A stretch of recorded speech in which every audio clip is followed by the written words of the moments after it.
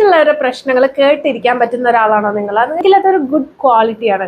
അത് മെയിൻറ്റെയിൻ ചെയ്യാൻ നോക്കാം. ഞാൻ ഇന്ന് ഡോക്ടേഴ്സിൻ്റെ അടുത്താണ് പറയുന്നത്. അതായത് പണ്ടൊക്കെ നമ്മൾ കുറേ പേര് നമുക്ക് അസുഖങ്ങളൊക്കെ വരുമ്പോൾ പലരും പറയുന്നത് ഞാൻ കേട്ടിട്ടുണ്ട്, ഇന്ന ഡോക്ടറെ അടുത്തൊന്ന് പോയാൽ മതി, ആ ഡോക്ടറിനെ കണ്ടാൽ മതി, അസുഖം മാറും എന്നുള്ളത്. എൻ്റെ ജീവിതത്തിൽ അങ്ങനത്തെ കുറേ സിറ്റുവേഷൻസ് ഉണ്ടായിട്ടുണ്ട്, അങ്ങനത്തെ ഡോക്ടേഴ്സ് ഉണ്ടായിട്ടുണ്ട്. അപ്പോൾ ആ ഡോക്ടേഴ്സ് ആരൊക്കെയാണെന്ന് ഞാൻ ലാസ്റ്റ് പറയാം.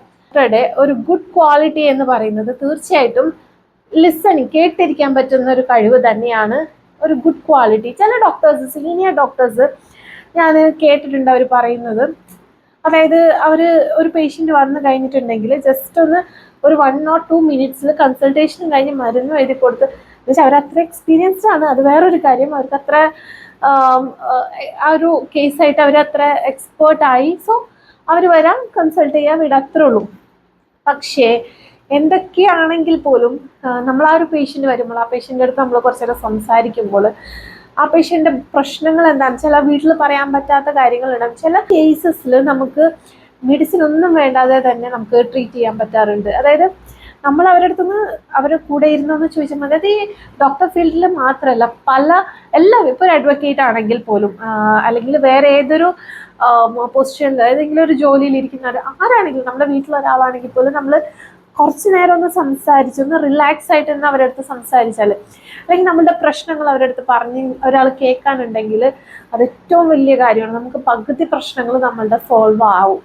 അപ്പോൾ ഇപ്പോൾ നമ്മൾ ട്രീറ്റ്മെൻറ്റ് ചെയ്യുമ്പോൾ എല്ലാവരും എല്ലാ സിംറ്റംസും പറയണം എന്നില്ല. ചില കാര്യങ്ങൾ ഹിഡൻ ആക്കിയിട്ട് അല്ലെങ്കിൽ അവർ നോക്കാതെ അറിയാതെ വെച്ചിട്ടുണ്ടാവും. ആ സിംറ്റംസ് ഒക്കെ നമ്മൾ സംസാരിക്കുമ്പോൾ കുറച്ചും കൂടി നമ്മൾ ഡീപ്പായിട്ട്, നമ്മൾ ആയുർവേദത്തിൽ എപ്പോഴും നമ്മൾ പറയുന്നത് രോഗം മാത്രമല്ല രോഗിനെ ചികിത്സിക്കണം. അതായത് പേഷ്യൻറ്റിനെ മനസ്സിലാക്കിയിട്ട് നമ്മൾ ഡീപ്പായിട്ട് ആ പേഷ്യൻ്റെ ഉള്ളിലോട്ട് പോയി കഴിഞ്ഞിട്ടുണ്ടെങ്കിൽ അവർ പറയുമ്പോൾ കിട്ടുന്നൊരു അവർക്കൊരു ബോണ്ട് ഉണ്ട്, അവർക്ക് നമ്മളിലൊരു കോൺഫിഡൻസ് ഉണ്ടായി കഴിഞ്ഞിട്ടുണ്ടെങ്കിൽ അസുഖം നമുക്ക് പെട്ടെന്ന്, എത്ര പാടുള്ള അസുഖമാണെങ്കിലും നമുക്ക് പെട്ടെന്ന് ക്യൂർ ചെയ്യാൻ പറ്റും. ചില പേഷ്യൻസ് വന്നിട്ട് പറയുന്നേക്കാതെ അവരുടെ വേദനകൾ വീട്ടുകാർക്ക് പറഞ്ഞിട്ട് മനസ്സിലാവുന്നില്ല. എനിക്ക് വേദന എന്ന് പറയുമ്പോൾ അവർ പറയുന്നത് എനിക്കത് തോന്നലാണെന്നുള്ളത്. പക്ഷേ എത്ര നാൾ അങ്ങനെ തോന്നലും കൊണ്ട് നടക്കും ആൾക്കാർ. അവർ വന്നിട്ട് നമ്മളോട് പറയുമ്പോൾ നമുക്ക് ആ വേദന അവരെ മനസ്സിലാവുമ്പോൾ തന്നെ അവർക്ക് ഭയങ്കര ഒരു റിലാക്സേഷൻ കിട്ടിയിട്ട് അവർ പറയും, ഡോക്ടർക്ക് മനസ്സിലായല്ലോ എൻ്റെ വേദന എന്താണെന്ന് പറയുമ്പോൾ ആ ഒരു നമ്മൾക്ക് മനസ്സിലാക്കാൻ പറ്റുന്നതാണ് ഒരു വലിയൊരു കഴിവാണ്. അപ്പോൾ ഡോക്ടേഴ്സ് എപ്പോഴും ഉണ്ടാക്കിയെടുക്കേണ്ട ഒരു കഴിവ് തന്നെയാണ് ലിസണിങ്.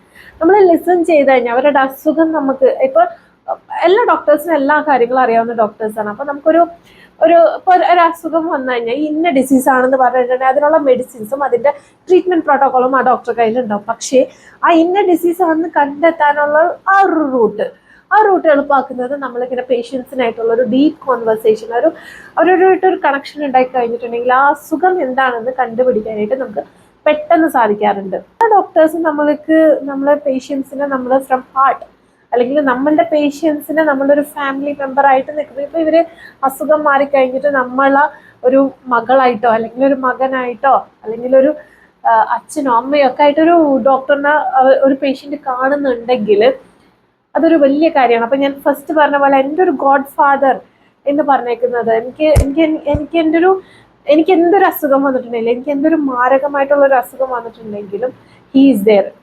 പുള്ളി ഉണ്ടെങ്കിൽ എനിക്ക് പേടിക്കേണ്ട ആവശ്യമില്ല എന്ന് തോന്നിയിരിക്കുന്ന ഒരാളാണ് സഹദേവൻ സാറ്. പറഞ്ഞിട്ടുണ്ടെങ്കിൽ ഒരുപാട് പേർക്ക് അറിയാൻ പറ്റുമായിരിക്കും. സാർ ഉണ്ടെങ്കിൽ നമുക്ക് പേടിക്കേണ്ട ആവശ്യമില്ല. എന്നെ സംബന്ധിച്ചിടത്തോളം ഞാൻ പ്രാർത്ഥിക്കുമ്പോൾ സാറിനും ഒരു ആപത്തുണ്ടാവരുതെന്ന് ഞാൻ പ്രാർത്ഥിക്കാറുണ്ട്. അങ്ങനെ ഒരുപാട് പേര് നമുക്ക് വേണ്ടി പ്രാർത്ഥിക്കുന്നുണ്ടാവും. അങ്ങനത്തെ ഒരു ഡോക്ടർ ആവാനായിട്ട് എല്ലാവരും ശ്രദ്ധിക്കുക. അതേപോലെ തന്നെ ഗൈനക്കോളജിയിലും എൻ്റെ ഫേവറേറ്റ്, എനിക്ക് അങ്ങനെ തോന്നിയേക്കണാണ് നമ്മൾ ക്രാഫ്റ്റ് കൊടുങ്ങല്ലൂർ ഹോസ്പിറ്റലിലെ സൗദാമിനി ഡോക്ടർ എന്ന് പറഞ്ഞിട്ടുണ്ട്. സൗദാമിനി മാമും ഈ പറഞ്ഞ പോലെ എനിക്കൊരു മദർലി ഫീലിംഗ്, എൻ്റെ അമ്മേനെ പോലെ എനിക്ക് തോന്നിയേക്കണ ഒരു ഡോക്ടറാണ് പുള്ളിക്കാരിയും. ഇതുപോലെ ഒരുപാട് പേഷ്യൻസിനെയും കാണുന്നുണ്ടാവും. നമ്മൾ ആ പേഷ്യൻസുകളിൽ നമുക്കങ്ങനെ റിമെമ്പർ ചെയ്ത് വെക്കണമെങ്കിൽ അവരുടെ ഒരു നമ്മളുടെ അടുത്തുള്ളൊരു ഇടപെടലാണ്. അപ്പം എല്ലാ ഡോക്ടേഴ്സും ഒരു നല്ലൊരു ലിസണർ ആവാം. ഫസ്റ്റ് തന്നെ ഒരു നല്ലൊരു ലിസൺ ചെയ്യുന്ന ഒരാളാണെങ്കിൽ, നന്നായിട്ട് അവരെ മനസ്സിലാക്കുന്ന ആളാണെങ്കിൽ പകുതി പ്രശ്നങ്ങൾ മാറ്റി കിട്ടും. അസുഖത്തിൻ്റെ പകുതി നിങ്ങൾക്ക് ആ ഒരു ടൈമിൽ തന്നെ മാറ്റാൻ പറ്റും.